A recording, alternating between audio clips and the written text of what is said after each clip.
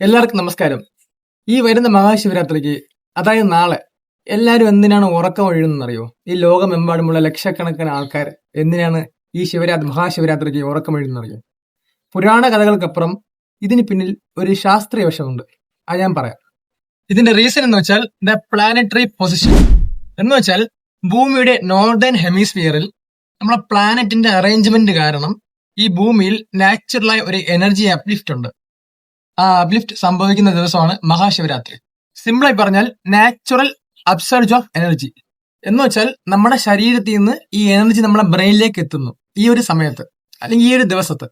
ഈ ഒരു ദിവസം നമ്മുടെ ശരീരത്തിലുള്ള താഴെ നിന്ന് എനർജി ബ്രെയിനിലെത്തി ബ്രെയിൻ സ്റ്റിമുലേറ്റ് ആവുന്നു. അപ്പൊ ബ്രെയിൻ സെൽസ് റീജനറേറ്റ് ആവുന്നു. അത് കാരണം മെന്റൽ ബ്ലോക്കേജ്, രോഗങ്ങൾ മാറുന്നു, നമ്മുടെ ചക്രാസ് അലൈൻമെന്റ് ആവുന്നു, നമുക്കൊരു മെന്റൽ ക്ലാരിറ്റി കിട്ടുന്നു, നമ്മൾ എനർജി ഫ്ലോ തന്നെ നടക്കും നമ്മുടെ ബോഡിയിൽ. പക്ഷേ ഇത് നമ്മൾ റിസീവ് ചെയ്യാൻ വേണ്ടി നമ്മൾ ഉറക്കം ഒഴിയേണ്ട ആവശ്യമുണ്ട്. പക്ഷേ നമ്മൾ ഉറക്കം ഒഴിയുന്ന പീക്ക് സമയം എന്ന് വെച്ചാൽ 10 to 2 ആണ്. രാത്രി 10 to 2 മണി വരെയാണ് ഈ എനർജി ഫ്ലോ പീക്ക് നിൽക്കുന്ന സമയമാണ്. ഈ സമയം നമ്മൾ ഉറക്കം ഒഴിയണം. വെറും ഉറക്കം ഒഴിഞ്ഞാൽ പോരാ, നമ്മൾ നട്ടെല്ല് നിവർത്തിയിരുന്ന് വേണം ഉറക്കം ഒഴിയാൻ ഈ സമയത്ത്. അതിന്റെ പിന്നാലെ സയൻസ് പറയാം. ഈ നട്ടെല്ല് നിവർത്തിയിരിക്കുന്ന സമയത്താണ് നമ്മുടെ സ്പൈനൽ കോഡ് ഈ എനർജി റിസീവ് ചെയ്യും. നമ്മളെ 7 ചക്രാസ് ഉണ്ട്. ഈ ചക്രാസ് അലൈൻമെന്റ് ആവുന്ന സമയം എന്ന് വെച്ചാൽ നമ്മൾ കറക്റ്റ് ആയിട്ട് നിവർന്നിരിക്കുന്ന സമയമാണ്. അപ്പോൾ ഈ സമയം മാത്രമേ നമുക്ക് പെട്ടെന്ന് ഇത് റിസീവ് ചെയ്യാൻ പറ്റുള്ളൂ.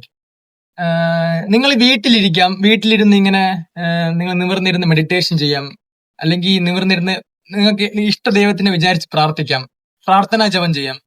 അതുപോലെ നിങ്ങളുടെ അടുത്ത് ശിവക്ഷേത്രം ഉണ്ടെങ്കിൽ അതും നല്ല ബെസ്റ്റ് വേ ആണ്. ശിവക്ഷേത്രങ്ങൾ പോയിരിക്കാം.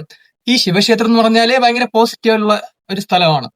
അപ്പോൾ ഈ ശിവരാത്രിയോടാവുമ്പോൾ നല്ല ഒരു പോസിറ്റീവ് എനർജി നിങ്ങൾക്ക് കിട്ടും. നിങ്ങൾ വിട്ടുമാറാത്ത രോഗങ്ങളും നിങ്ങളുടെ ലൈഫിൽ തന്നെ ഒരു ട്രാൻസ്ഫർമേഷൻ സംഭവിക്കുന്നത് നിങ്ങൾക്ക് അറിയാൻ പറ്റും ഈ ഒരു ദിവസത്തിൽ. അപ്പൊ ഇതിന്റെ പീക്ക് സമയം എന്ന് പറഞ്ഞാൽ 10 to 2 ആണ്. പിന്നെ ഇതില് മെയിൻ പോയിന്റ് ഉണ്ട്. മെയിൻ നോട്ട് ചെയ്യേണ്ട പോയിന്റ് എന്ന് വെച്ചാൽ ഈ സമയത്തൊന്നും കഴിക്കാൻ പാടില്ല. നിങ്ങൾ ഉച്ച വരെ കഴിച്ചാൽ മതി നാളത്തെ ദിവസം, ശിവരാത്രി ദിവസം. അത് കഴിഞ്ഞ് വെള്ളം കുടിക്കാം. അല്ലെങ്കിൽ കാരണം ഈ കഴിച്ചു കഴിഞ്ഞാൽ നമ്മുടെ എനർജി ഡൈജഷനിലോട്ട് മാറും. അത് ഡൈജഷനിലോട്ട് ചിലവാകും. അപ്പോൾ അല്ലാതെ നമ്മളെ ബോഡി സെൽഫ് റിപ്പയർ ആവാനും ഈ ബോഡിക്ക് ആ എനർജി കിട്ടില്ല. അതുകൊണ്ട് ആ സമയത്തൊന്നും കഴിക്കാൻ പാടില്ല. ഈ കഴിക്കാതിരുന്നാൽ നല്ലതാ. ചിലർ ചോദിക്കാറുണ്ട്, കിടന്നുറങ്ങിക്കഴിഞ്ഞാൽ ഇത് കിട്ടില്ല എന്ന്. കിടന്നുറങ്ങിക്കഴിഞ്ഞാൽ ഉറപ്പായിട്ട് ഇത് കിട്ടില്ല, ഈ എനർജി നമുക്ക് കിട്ടില്ല. കാരണം എന്ന് വെച്ചാൽ നമ്മളെ ബ്രെയിൻ സ്റ്റിമുലേറ്റ് ആവില്ല. ബ്രെയിൻ ഉറക്കത്തിലോട്ട് പോകും. അതുപോലെ ഉറങ്ങുമ്പോൾ നമ്മുടെ സ്പൈനൽ കോഡ് എങ്ങനെയായിരിക്കും? സ്ട്രൈറ്റ് ആയിരിക്കില്ലല്ലോ. നമുക്ക് ആ സമയത്ത് നമ്മൾ അവെയർ അല്ല. അപ്പോൾ ഉറക്കം ഒഴിയാൻ ഇതിൽ വിശ്വാസമുള്ളവർ, അല്ലെങ്കിൽ ഉറക്കം ഒഴിയാൻ താല്പര്യമുള്ളവർ ഈ രീതിയിൽ വേണം ചെയ്യാൻ. അതുപോലെ നട്ടൽ നിവർന്നിരുന്ന് മെഡിറ്റേഷൻ ചെയ്യുമ്പോൾ നമ്മുടെ നെർവസ് സിസ്റ്റവും സ്റ്റിമുലേറ്റ് ആവും. അത് കാരണവും നമ്മുടെ ബോഡിയിൽ ഒരുപാട് സെൽസ് റീജനറേറ്റ് ആവും. നിങ്ങൾക്ക് പറഞ്ഞറിയിക്കാൻ പറ്റാത്ത ഒരുപാട് ട്രാൻസ്ഫർമേഷൻ സംഭവിക്കും.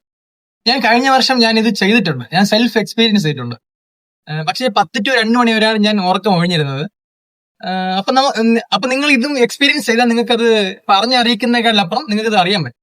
ഈ ഒരു എനർജി നിങ്ങളുടെ ഉള്ളിൽ വരുന്നതും, നിങ്ങളുടെ ഒരുപാട് കാര്യങ്ങൾ മാറുന്നതും, മെന്റൽ ബ്ലോക്കേജും അങ്ങനെ ഒരുപാട് കാര്യങ്ങൾ മാറുന്നതും നിങ്ങൾക്ക് അറിയാൻ പറ്റും. പിന്നെ ആ സമയത്ത് നമുക്ക് എപ്പോഴും മെഡിറ്റേഷൻ ഇരിക്കാൻ പറ്റില്ലല്ലോ. ആ 4 മണിക്കൂർ ഇരിക്കാൻ പറ്റാത്തവർ ജസ്റ്റ് എണീറ്റ് നിൽക്കാം.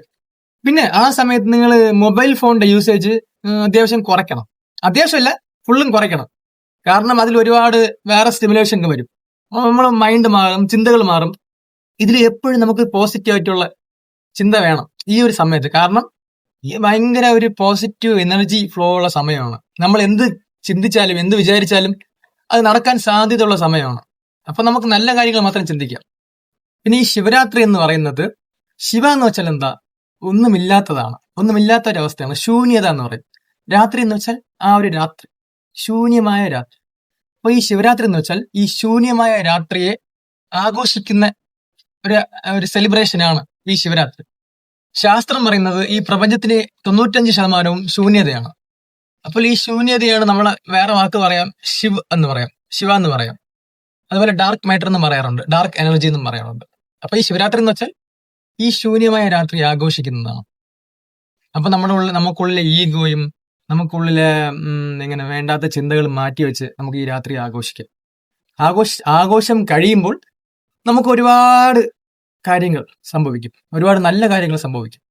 മെന്റൽ ബ്ലോക്കേജും അതുപോലെ ഒരുപാട് കാര്യങ്ങൾ മാറും, നമ്മുടെ ലൈഫ് തന്നെ ഒന്ന് ട്രാൻസ്ഫോം ആവും. പക്ഷെ നമ്മൾ ഇതിൽ വിശ്വസിച്ച് വേണം ചെയ്യാൻ.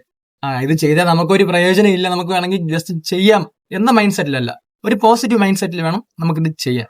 അപ്പോൾ ഒന്നുകൂടെ പറയാം, നിങ്ങൾ അറിഞ്ഞിരിക്കേണ്ട കാര്യങ്ങൾ, നട്ടല് നിവർന്നിരിക്കണം ഈ 4 മണിക്കൂർ. പീക്ക് സമയം എന്ന് വെച്ചാൽ 10 to 2. ഒന്ന് എണീറ്റ് നിൽക്കാം, അല്ലെങ്കിൽ ഇരിക്കാം, അല്ലെങ്കിൽ പ്രാർത്ഥിക്കാം, മെഡിറ്റേറ്റ് ചെയ്യാം, എന്ത് വേണമെങ്കിലും ചെയ്യാം. അത് കഴിഞ്ഞിട്ട് സെക്കൻഡ് തിങ്, ആ സമയത്തൊന്നും കഴിക്കാൻ പാടില്ല. ആ സമയമല്ല, അതിന് മുന്നേ ഒരു 3-4 മണിക്കൂർ മുന്നേ ഒന്നും കഴിക്കാൻ പാടില്ല. നമ്മൾ വയറ് എംറ്റി ആയിരിക്കണം. അപ്പോഴേ നമുക്ക് എനർജി ഫ്ലോ ഫുള്ളും കിട്ടും. മൂന്നാമത്, നല്ല ചിന്തകൾ മാത്രം, മൊബൈൽ ഫോൺ യൂസ് ചെയ്യരുത്. നല്ല ചിന്തകൾ മാത്രം, വേണമെങ്കിൽ നല്ല നാമജപം ചെയ്യാം, മെഡിറ്റേഷൻ ചെയ്യാം. ഒന്നും പറ്റിയെങ്കിൽ നല്ല കാര്യങ്ങൾ സംസാരിച്ചുകൊണ്ടിരിക്കുക, അല്ലെങ്കിൽ നമശിവായ മന്ത്രങ്ങൾ എഴുതാം. അത് നിങ്ങൾക്ക് ഇഷ്ടമുള്ള കാര്യങ്ങൾ ചെയ്യാം. പിന്നെ ഈ ശിവരാത്രി ഒരു മതപരമായിട്ടുള്ള ചടങ്ങല്ല. ഇത് ഏത് മതക്കാർക്കും ഇത് ആഘോഷിക്കാൻ പറ്റുന്ന രാത്രിയാണ്. ഇതിൽ മതമില്ല, റിലീജൻ ഇല്ല ഇതില്. അപ്പോൾ ഈ ഒരു ഓപ്പർച്യൂണിറ്റി, ഈ ഒരു മഹാശിവരാത്രി നിങ്ങൾ ഇത് കളയരുത്.